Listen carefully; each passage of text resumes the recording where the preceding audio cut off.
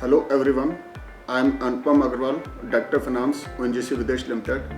At first, I extend my warmest congratulations and best wishes to the Northern India Regional Council for organizing the symposium on the theme of Adapting to Changing Landscape, my Viksit Bharat 2047, scheduled for 20th Feb and 1st March at Delhi. The theme of the seminar has great significance as it aligns with the vision of a self-reliant, innovative and inclusive India.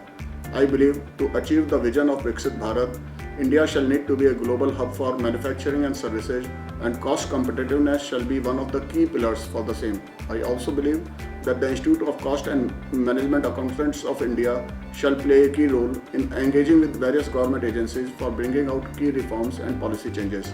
Wishing the event a grand success. Thank you.